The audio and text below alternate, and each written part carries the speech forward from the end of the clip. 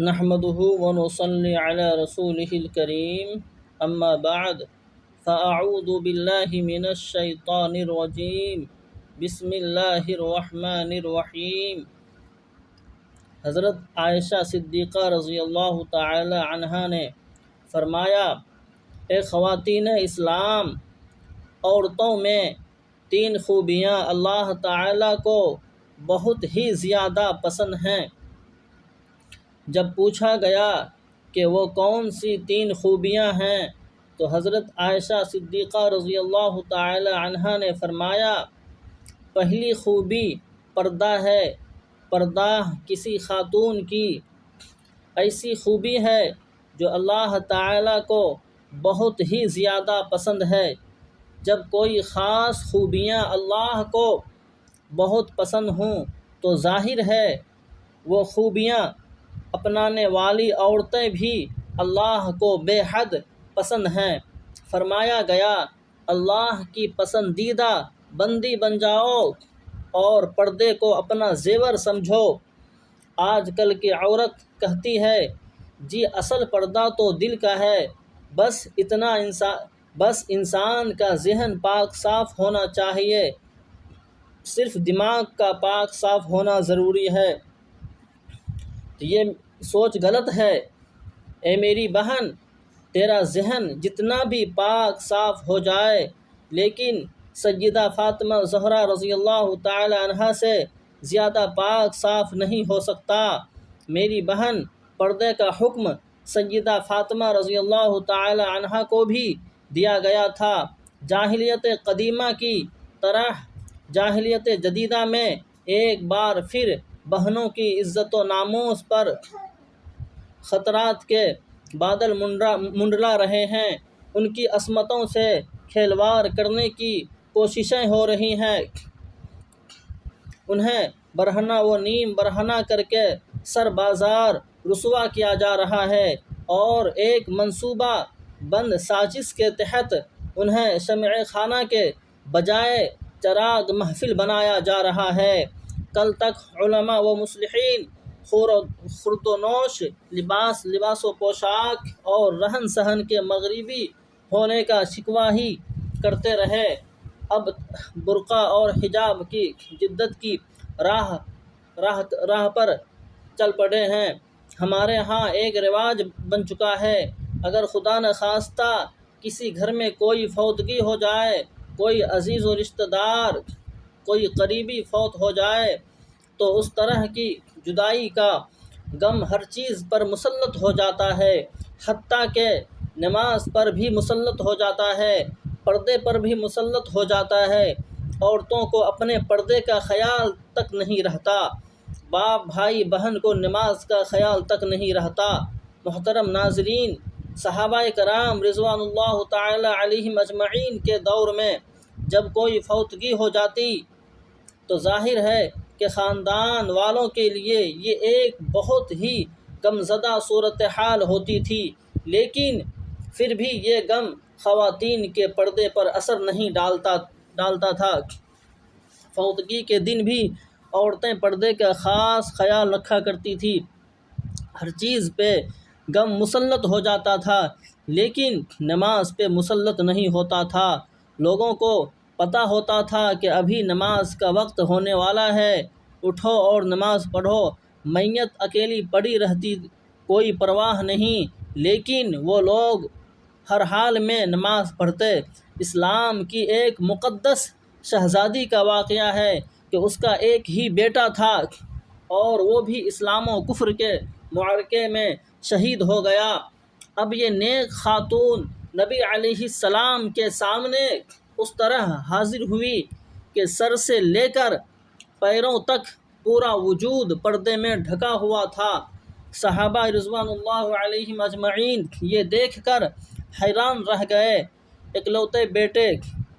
اکلوتے جوان بیٹی کی موت کا غم تو بڑوں کا کلیجہ چھلنی کر دیتا ہے اور وہ گریہ زاری اور چیخ و پکار پہ اتر آتے ہیں۔ یہ کیسی خاتون ہے کہ اتنے بڑے صدمے کے باوجود مکمل پردے کی حالت میں اور مکمل ہوش و حواس میں ہے، اتنے بڑے صدمے کے باوجود یہ ابھی بھی پردے میں ہے۔ یہ اس دور کی بات ہے جب مشرکین کی عورتیں اپنے جوان بیٹوں کی موت پر نوحہ خوانی کرتی تھی، ماتم کیا کرتی تھی اور پردگی کا عالم ہوتا تھا اور بے پردگی کا عالم ہوتا تھا۔ اس نیک خاتون نے جب یہ باتیں سنی، یہ کیسی عورت ہے کہ اپنے جوان بیٹی کی موت پر بھی پریشان نہیں اور مکمل پردے میں ہے، تو اس نے کہا کہ میرے بھائیوں، میرا بیٹا چلا گیا تو کیا ہوا، میرا ایمان تو نہیں گیا۔ سبحان اللہ، یہ تھی اسلام کی مقدس شہزادیاں جن کی گود میں اسلام پلتا تھا۔ محترم ناظرین، حضرت عائشہ صدیقہ رضی اللہ تعالی عنہا نے فرمایا، دوسری خوبی جو اللہ تعالیٰ کو بہت زیادہ پسند ہے وہ ہے اپنے شوہر سے ٹوٹ کر محبت کرنا۔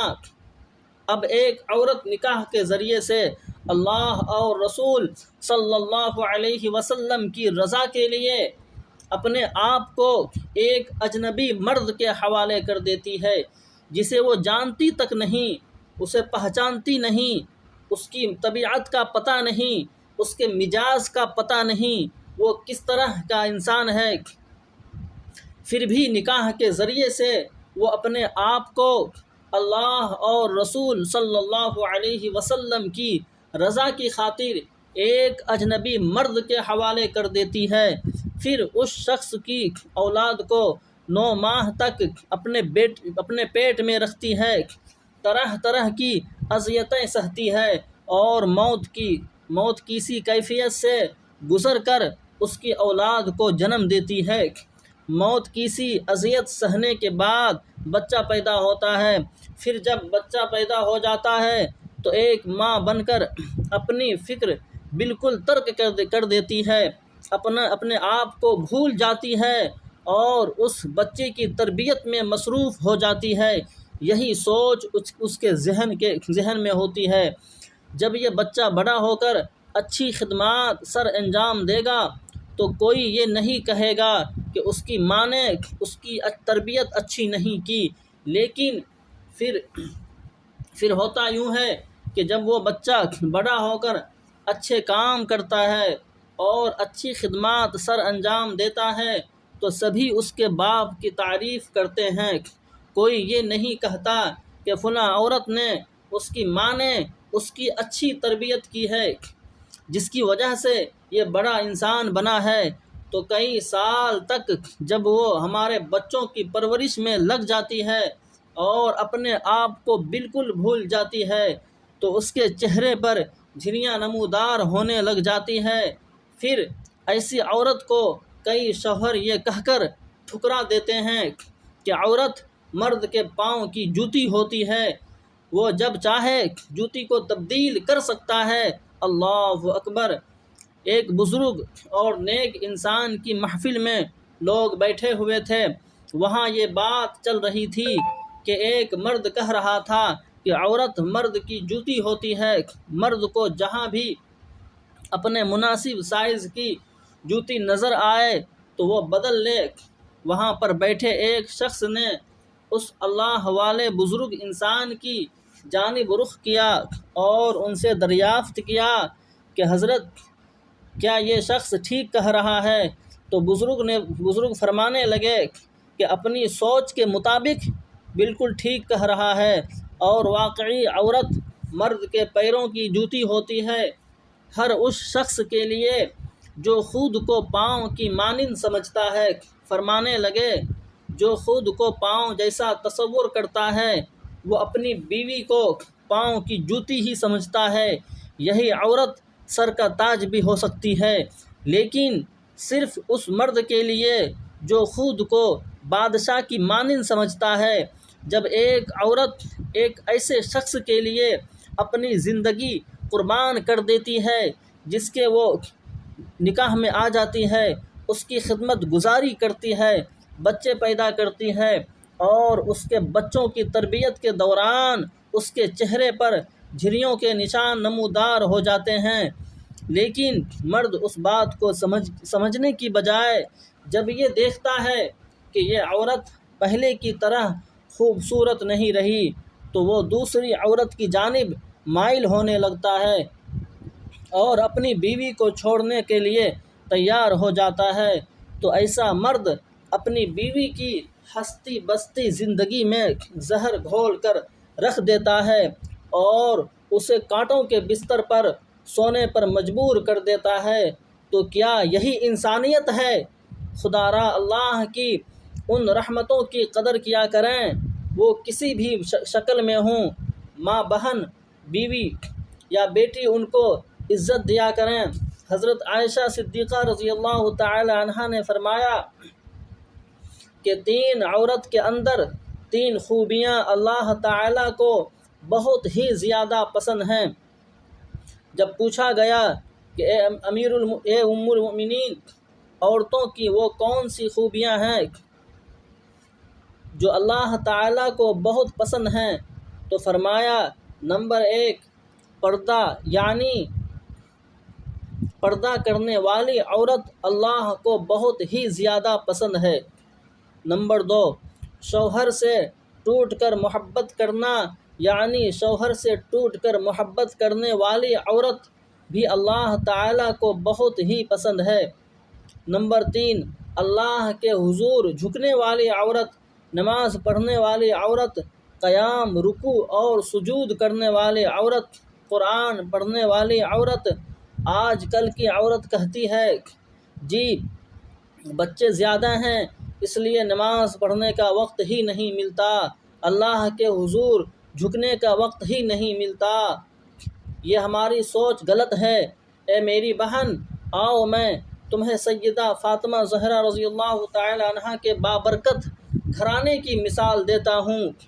جنت کے سرداروں حسنین کریمین کی تربیت بھی ہو رہی ہے، حضرت علی رضی اللہ تعالی عنہ کی خدمت بھی ہو رہی ہے، مہمانوں کو کھانے بھی پیش کیے جا رہے ہیں۔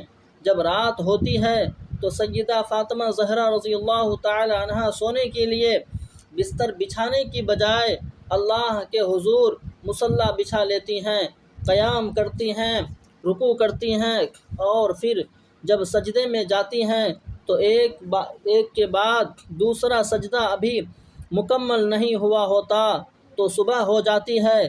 سبحان اللہ، ماشاء اللہ۔ اللہ عز و جل سے دعا ہے کہ ہمیں نیکی کی باتوں پر عمل کرنے کی توفیق عطا فرمائیں، یا رب العالمین۔